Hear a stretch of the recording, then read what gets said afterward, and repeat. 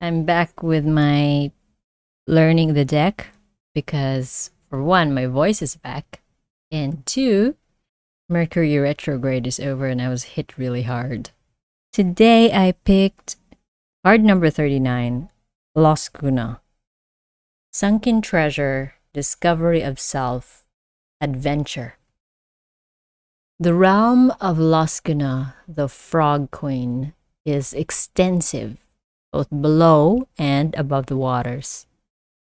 Fairy waters are made up of human emotions, sometimes beautifully clear and sparkling, and sometimes disgustingly murky. Different fairies are attracted to different waters. You would hardly expect to find the soul shrinker or old gluminous doom happily splashing in clear or sparkling waters, although you might find Nellis the alchemist at a murky pool, holding her nose as she waves a clarifying wand over it. Most of the bright fairies avoid such places. However, Losgunna knows that there are treasures lost in disasters or abandoned by pirates to be found in the murkiest of waters. Exploration is what this card is all about. And through exploring and seeing what we really are, warts and all, we discover parts of our talents and potentials that have been hidden by old traumas and misunderstandings, or by a lack of opportunity. Losgunna's explorations are not limited to the realm of the emotions, but also include the world. She wants us to dive deeply into new experiences, even if the new experiences involve flying high. Listen to different styles of music with open ears, try new tastes, look at new sights, and try them all with the open willingness of a child. She especially wants us to explore new ideas. Have you ever noticed how people tend not to explore the territory they live in? How they only visit the special places there when they are trying to entertain someone from out of town? We do the same thing with so many aspects of our lives, and then sometimes we grumble that life is dull. Life is always adventurous for adventurous people and boring for boring people. I'll just condense this part from Jessica. How her grandmother told her when she was 9 that if she didn't have anything interesting to do, she might as well clean up her room. And this was a lesson that Jessica took to heart, and so can we all. If life seems boring and you feel stuck in your puddle, either explore the parts of the puddle you haven't really seen before or jump out and do something new and interesting. I'm sure you, dear reader, are not a bored or boring person. Boring people don't read books like this. Thanks, Jess. Losgunna tells us to pay attention to our dreams, to listen to the murmur of the waters, to note the patterns in the damp, fallen leaves, to listen for the distant high sounds of angelic music among the stars. She also suggests soothing baths, hot tubs, jacuzzis, trips to the nearest spa or hot springs, and dips in the handiest sea, pond, or mountain lake. Mud baths also help us quiet down and become strong enough to explore her territory, which is the earth and the waters, from the depths to the heights. As important as it is to explore the inner realms, Losgunna tells us that exploration of the outer realms is also vital. She suggests that we go places we've never been, try things we've never done, take classes in subjects we always meant to study someday, maybe even learn a language and see where that takes us. Explore widely and deeply in our own world so that we develop the adventurousness of our spirits. It almost goes without saying that she recommends exploring fairy. She also suggests kissing any metaphorical or actual frogs you encounter to test for princes or princesses, but I don't know how seriously you want to take that suggestion. And in the reverse, if you're bored or tired of the old thing, the same old thing, a question we must ask ourselves is, are we boring as well as bored. The message here is to try the things suggested previously or invent our own before Gaucha takes pity on us and liberates us from our firmly stuck in the mud state. It is so much more fun to jump than to be pushed. Well, I gotta agree with that. So I guess this would be something like a lily growing in mud water. My callback to this card is what it reminds me of. 39, Losgunna. She has frog-like feet and markings, right?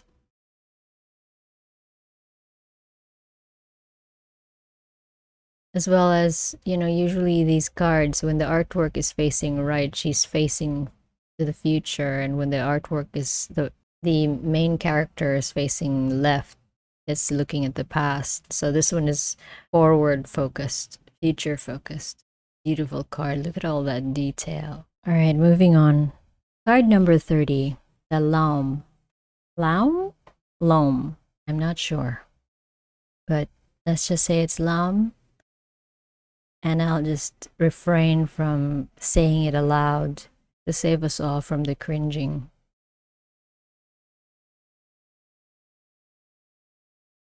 The wings are tattered. She's also looking to the future and wears the same sparkly garland of flowers on her head. She has that wistful expression on her face. The Laume, card 30. Unconditional giving, unconditional receiving.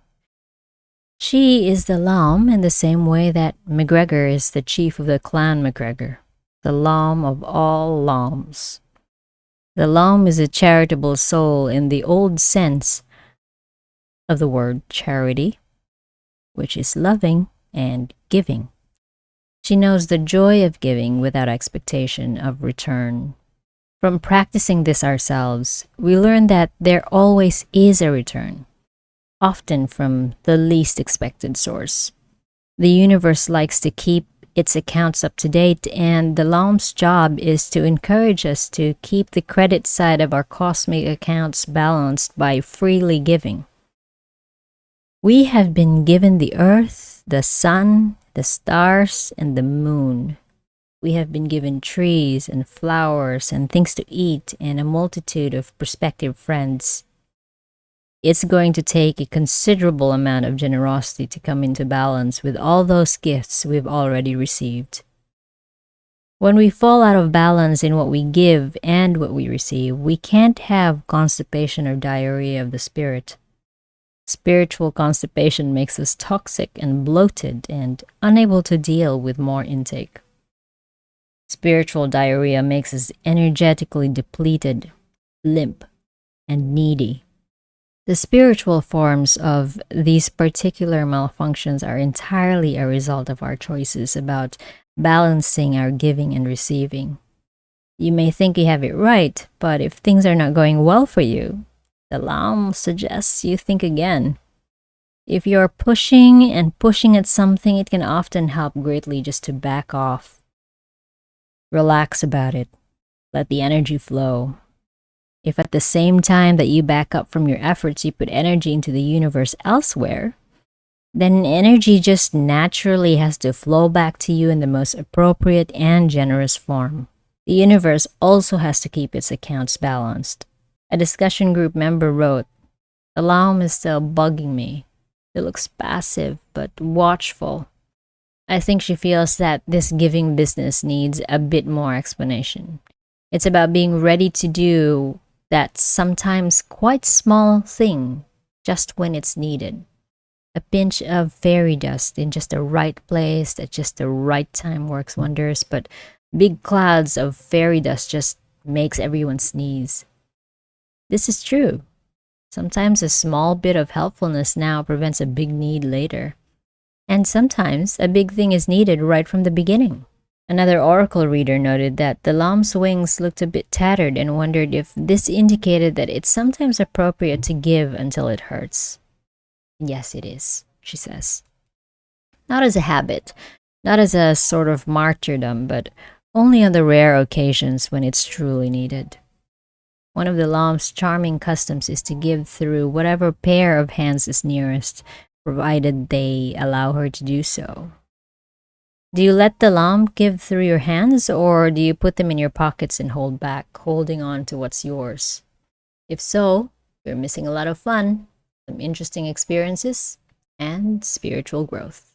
If you're stuck or blocked in a situation and the Laume turns up in a reading, you probably need to stop focusing on what you're trying to accomplish and simply give to others freely and generously and unconditionally. Try a few random acts of kindness, unconditionally given, of course. Go do some volunteer work somewhere. Give some help to a coworker just because they need it. Give to a needy stranger, whether or not you think he deserves it.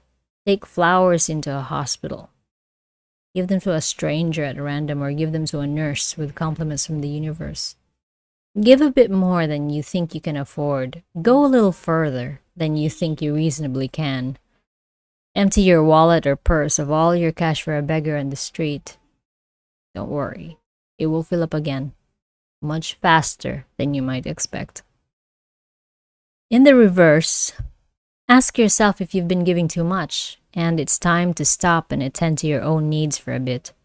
Alternatively, ask yourself if you've been refusing to receive the bounty of the universe, flowing through the Laume's hands, just because it wasn't in quite the form that you expected, or because it was from a different source than you wanted it to be. Sometimes we put restrictions on our receiving. For example, we may feel that approval and love has to come from one specific person, or all other approval and love is without value to us. If so, we need to learn to accept what comes from any source as coming from a loving universe, blessed by the Laume's hands. Interesting cards today. To learn from your darkest moments, for example, or your Mercury moments. There's a learning in all these things, in all these trials. Things happen for us, not to us, is one way of looking at it. And it's a meme that's popular these days. And the Laume too. I think I've done this reading before. I certainly remember the tattered wings part.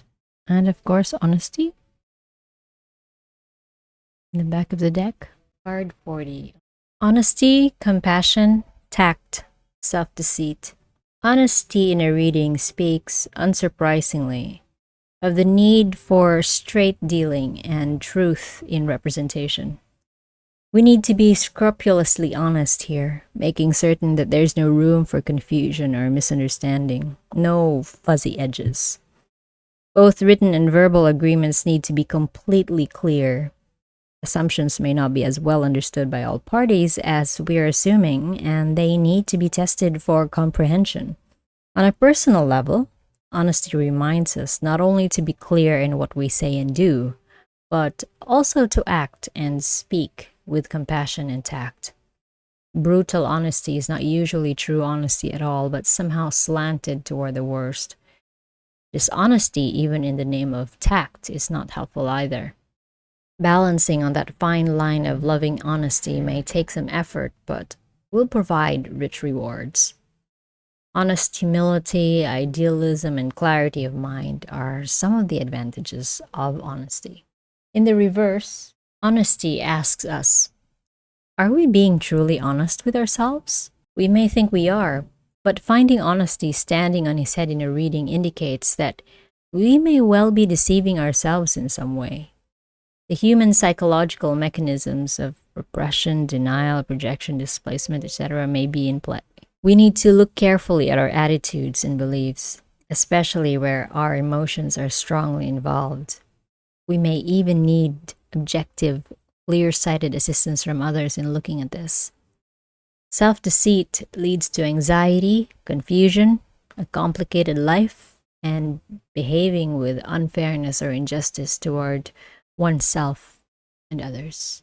Thank you, fairies, for attending my little card reading activity